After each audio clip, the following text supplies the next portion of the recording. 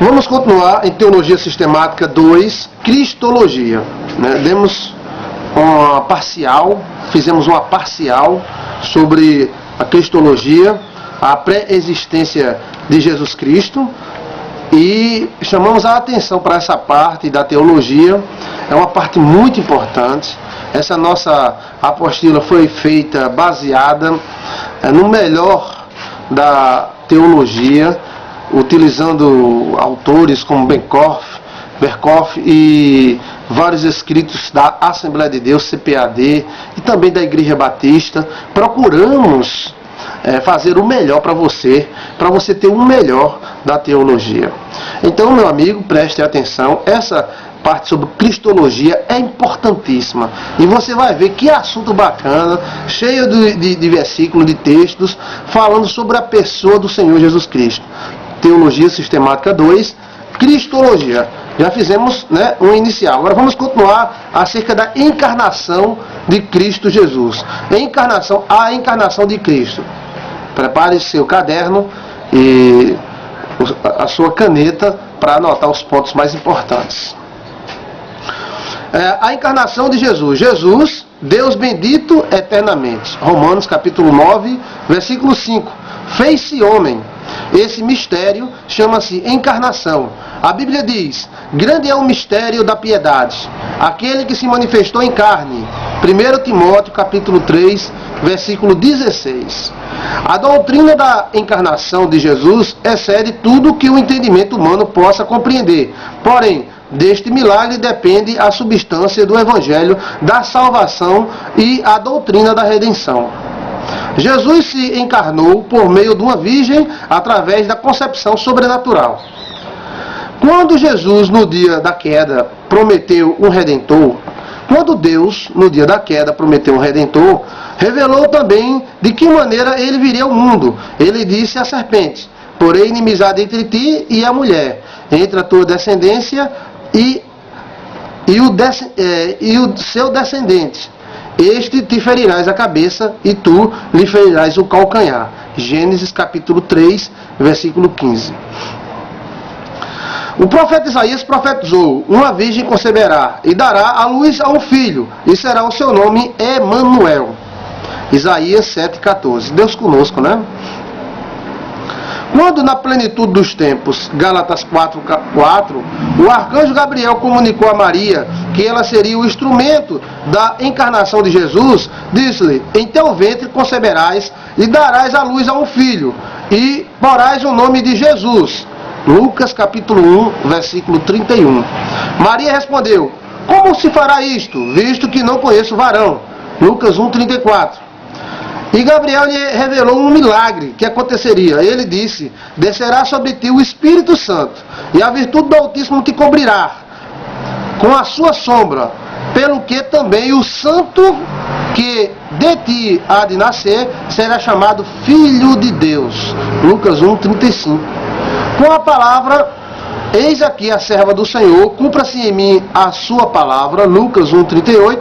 Maria aceitou o milagre, não foi forçado, foi aceitado. O milagre aconteceu, ela estava grávida. É impossível explicar este milagre em termos biológicos. O médico Lucas registrou esse milagre no seu evangelho com fé e convicção, sem deixar nenhuma sombra de dúvida. Pela fé entendemos. Hebreus capítulo 11, versículo 13. Então, a encarnação de Jesus Cristo foi coisa maravilhosa.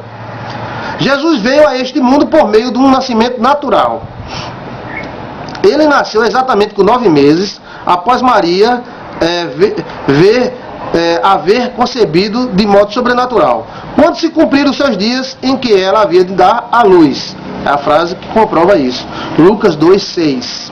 Jesus nasceu conforme a profecia em Belém. Miqueias, a profecia é em Miqueias 5,2. Está vendo como essa apostila é profundíssima?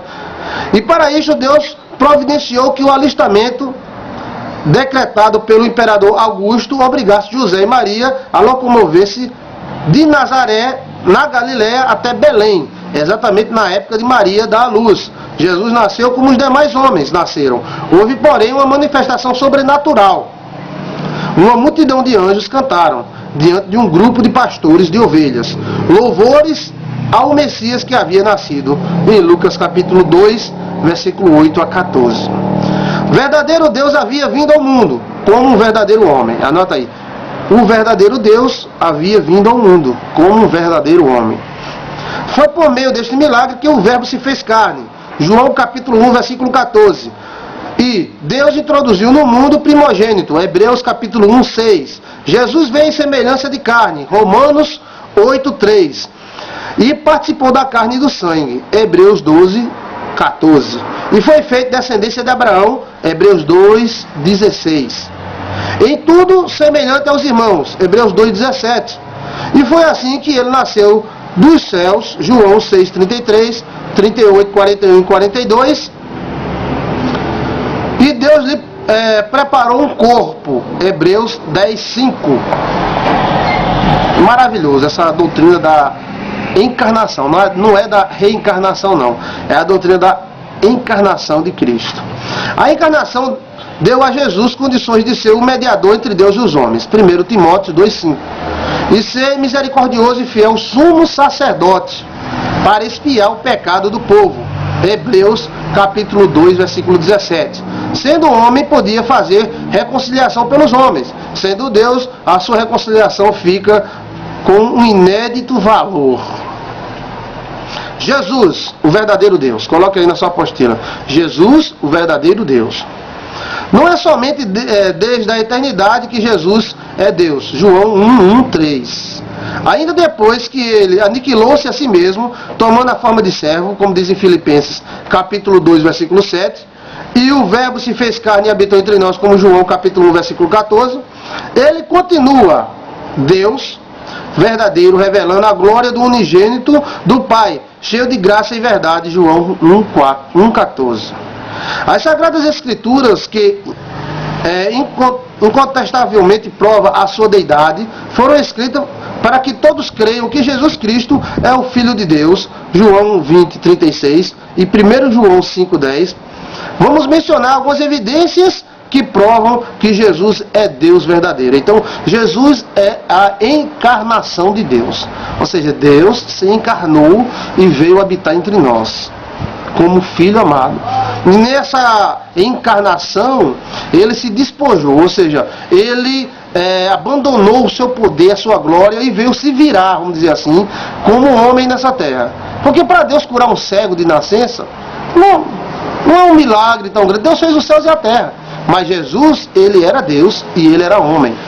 E tudo que Jesus conseguiu foi exatamente orando como fosse um homem natural. Jesus é chamado Deus. Vamos ver aqui sobre a deidade do Senhor Jesus. Jesus é chamado Deus. Anote. Deus Pai o chamou Deus. Do Filho diz: ó Deus, o teu trono subsiste. Hebreus capítulo 1, versículo 8. Duas vezes ele chamou meu filho amado. Mateus 3, 17, Marcos 9, 7.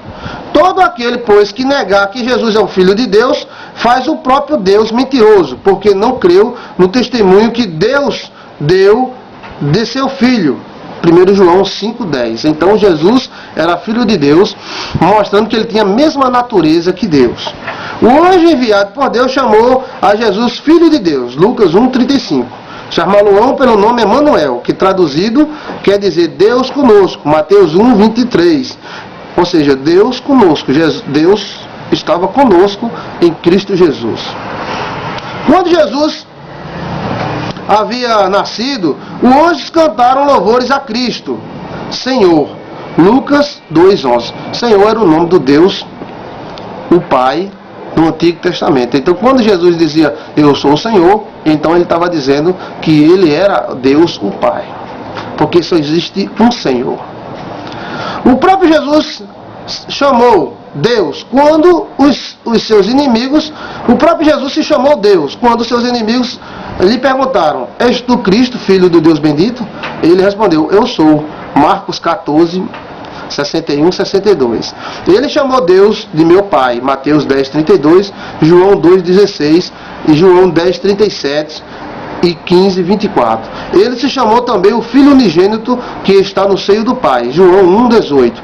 E disse, quem me vê, vê o Pai, João 14, 9 e João 12, 45. Então, quem me vê, vê o Pai. Mostra-nos o Pai, porque isso nos bastaria. Ele disse, há tanto tempo estou convosco, quem me vê, vê o Pai. Para a mulher samaritana, ele disse que era o Messias. João 4, 25 e 26. Notícia que se espalhou sobre toda a cidade.